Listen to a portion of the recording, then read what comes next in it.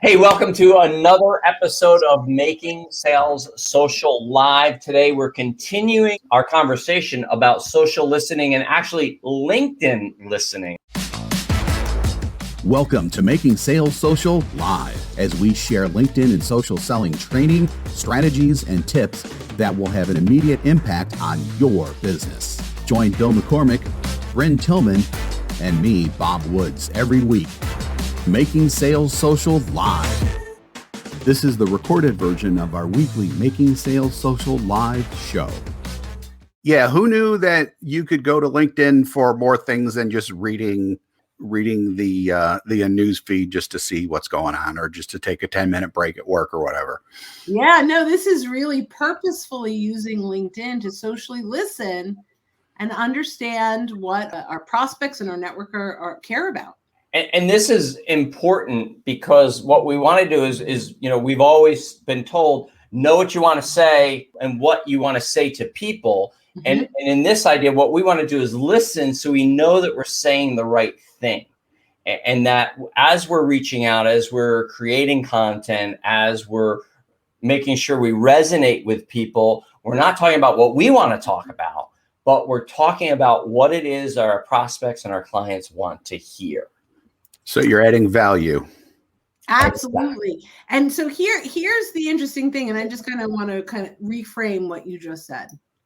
As salespeople or people in a business development role, we tend to want to talk about our products and services, the solutions we provide. And even if we think it's educational, like in our mind, we think, well, I'm educating them. It's typically only content that you care about, or potentially your competitors. The content that our buyers care about is very different. And there are all kinds of different ways to identify what it is that matters to them. And we're going to talk about a few things that you can do on LinkedIn today to better socially listen. And hi, Sandy, welcome. Hey, Phil. Hi, Bill. Great to have you here. What we say all the time is don't lead with your solution. And that's what we tend to do even in our content, like you said, Bryn. And what ends up happening, what I always say is that we end up sounding like the adults in a Charlie Brown cartoon when we lead with our solution. I want, because everybody's doing it. It's just white noise. So what we want to do is we want to lead with value, and we want to lead with insights. And the way that we do that is find out what matters to our prospects, what matters to our clients. So let's talk about some of the places and ways on LinkedIn where we can listen with our eyes, where we can socially listen to find out what's important to our prospects and our clients.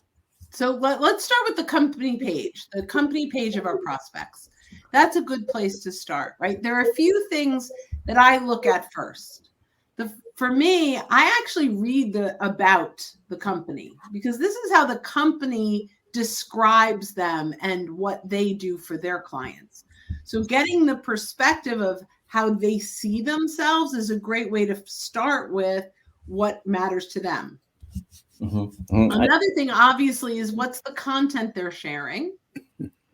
What are the hashtags that they're using to engage? What are some other things that you do that you look at? Well, I'll go to just the content for a moment. Is if you do a deep dive in that, is who's engaging in that content? Are there people who are their end users that are engaging, or other companies? So that's good. But also, what are the problems and solutions that they're trying to solve with that content? So how are they trying to educate their end user? Because that's what they care about. So with that particular prospect, for that particular company, we can find content that might resonate with the decision makers we deal with if we find more content that answers those questions. I love that. Bob, anything you want to add to company pages? As Bill was going through everything, I was like, yeah, I was going to say that. Definitely have that covered, at least from my viewpoint. Yeah. So then let's just dive a little deeper into the hashtag piece, right? Yeah. So if they're using the company page well, and a lot of companies are today, they're using 3 hashtags. One of them may be their own hashtag. Often it is. Ours is, right? Our hashtag SSL Insights. That's what people use when they're following our content. When you see those, if you look at the content that's being shared on those hashtags, that'll give you an idea of what, at least from a topic perspective, that they're checking out and they're engaging on, because that's the purpose of those hashtags, for them to click through and engage on those hashtags. So I think that's a really big deal. The other thing is, make sure that you're doing your best to engage a little bit when it comes to the content. So you can listen, but you can also let them know that you're there. Just get on their radar a little bit. I want to share just something around company page before we move on. We can use this content to start conversations with our prospects. Let's say it's a big company. Most people in a larger company miss their own press. They miss their own content. So when you can find content about the company, maybe that the company actually shared on the page, this is a great opportunity to grab that content and share it in the inbox, message someone directly that's in the company. And I could say, hey, Bob, just saw your company posted. They won an award on XYZ. Most people miss their own press, and I thought I'd get it in front of you. And so you can use those insights. I know we're talking about social listening, and I kind of went down a rabbit hole, but you can use those insights, right, to start conversations too. Right. And one of the things we are going to talk about, you've already started the discussion, is how we can use what we discover to start a conversation. So that's a great way to do that.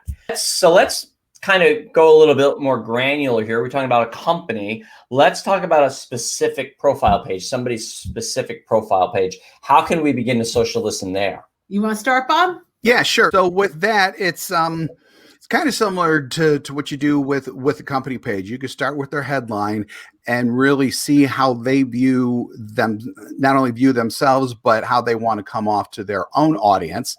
The next would be the about section, just in terms of what they want others to know about them. And that's normally going to be written in their voice. So if they're a little more formal or a little more informal, and then just really dig down and see what's important to them, because it's likely going to be in their about section.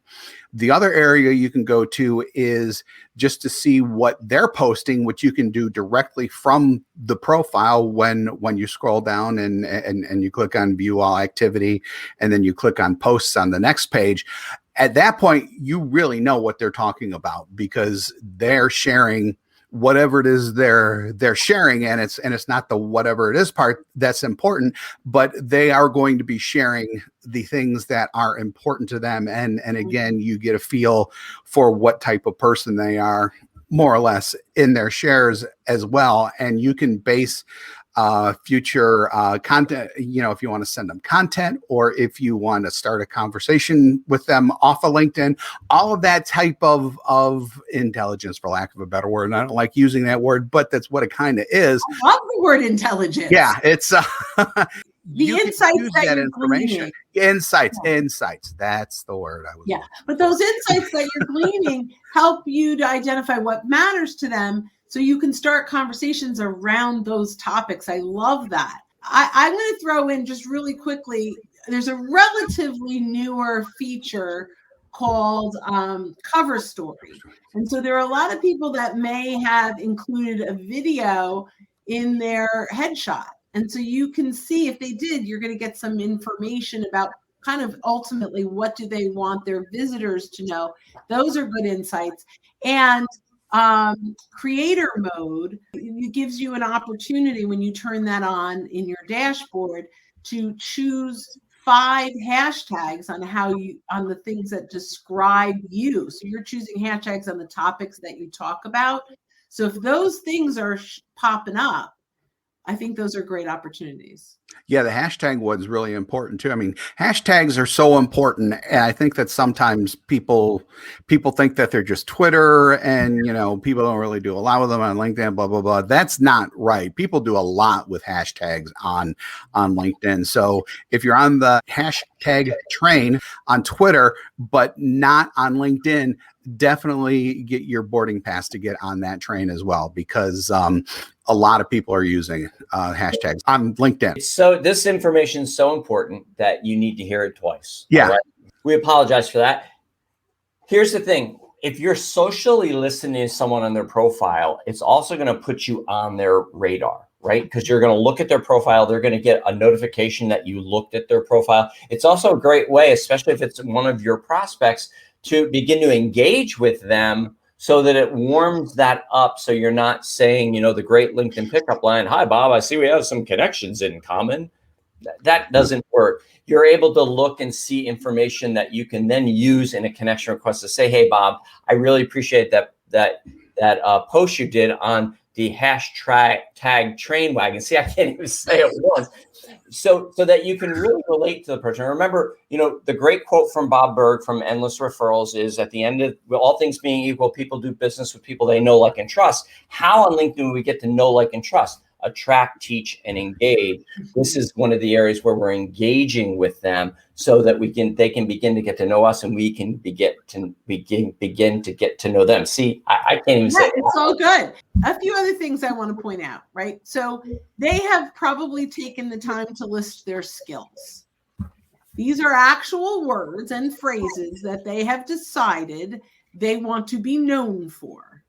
This is great opportunity for listening, right?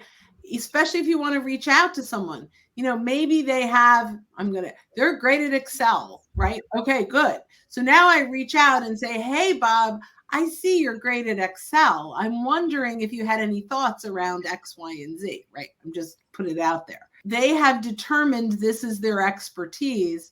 Our social listening allows us to leverage the way they see themselves.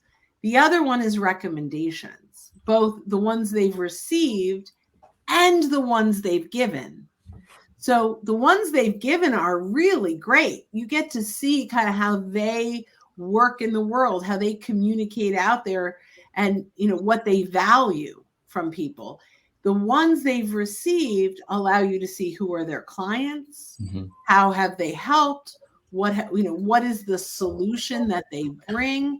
Really powerful insights that can really help us understand our prospect better. There's another one too that we don't talk about as quite as much, and I tend to call them softer talking points, but you could use things like colleges and universities that they've gone to. Like, for example, and it just happened to me this morning, I was talking with a gentleman who went to Michigan State University.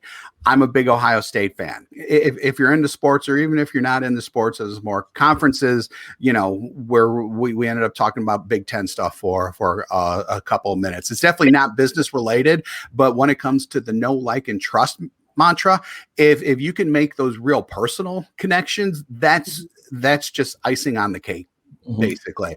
And you can also get those from the from like volunteering and things like that too. If you share similar interests in that, like I'm a member of a fraternal organization that's nationwide, but in my church, if I see that somewhere else, I'll talk about that. In fact, I've had people bring that up with me as well. So just a wealth of information that you can socially listen to really get that trust going more.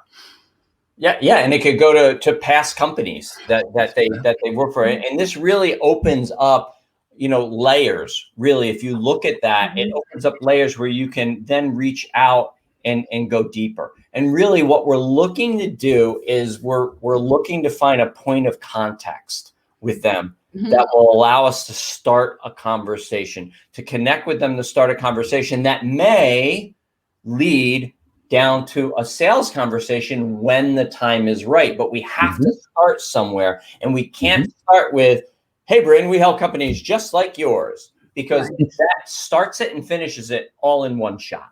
Yep. Exactly. So we have a question from Bruce. I know this may be a loaded question. When you meet someone at a conference, do you connect on LinkedIn, Facebook, or Instagram? I connect LinkedIn only. Facebook for me is friends, and Instagram is only there because I've connected it to Clubhouse. So really it's where do you communicate and where do they communicate? So the question really, I mean, it's a great one, but it's really important. It's a big old, it depends essentially, but it does help you really determine what vehicle of communication that they like to use. Sometimes it may be text. Sometimes it may be just the phone, or sometimes it's like, I only email. And that's great for that's great for communication. But I think I believe LinkedIn from a business perspective is the best way to connect. Here's what you learn. And we know this. LinkedIn has taught us that there is a 20% turnover year over year. That means 1 out of 5 of everyone you're talking to is leaving where you're talking to them, right? So when you're on LinkedIn, it's self-updated. They get a new job, you now know where they are. So I think for me, LinkedIn is the answer. And now with the great resignation, that 20% may be higher now. I'm not sure. I just heard that term like a couple of weeks ago. But I'll say this, what is that person to you when you meet them at that conference? Are they a prospect? Are they a networking partner? Are they just someone that you've met and you like them and you want to connect with them further to explore possibilities? So it starts there, and then determine, okay, then what's the best way that they want to be communicated with? Because if my best way is LinkedIn, but they don't have a LinkedIn account, but then again, in our situation, if they don't have a LinkedIn account, they're probably not my ideal prospect. Right. So it's kind of that level. And so I agree with you, Bryn. You have to determine that and then figure out what's going to work best for you in your situation. But you also have to take into consideration, where are they going to connect and communicate with you at what point? Yeah. So let's get back to the social listening piece. We're going to recap social listening, right? Make sure you are looking at the company pages of your prospects. Read how they talk about themselves. Read the posts. Look at who's engaging. Look at their hashtags. Look at your prospects' profiles. And by the way, there are typically way more than one person that's your lead inside of an account. The Challenger's customer tells us there are 6.8 decision makers on any complex sale, enterprise sale. I'd hate to be the 0.8, but so it's not just one person. Look at all the people. You can also look at the activity of other people inside the organization that will be impacted by your solution. So there's so many things that we do, but look at their profile, read their headline, read their about section, go look at their featured section for the content they're sharing, go to their activity and see what they're posting and engage. Look at their title, how they describe their job description, their recommendations, and their skills. Did I recap everything? I think you got it all. Boom. Woo! So this was fun, guys. Yeah. This is great. And so catch us on our next episode of Making Sales Social Live. We'll see you then. Don't miss an episode. Visit socialsaleslink.com/podcast. Leave a review down below. Tell us what you think, what you learned, and what you want to hear from us next. Register for free resources at linkedinlibrary.com.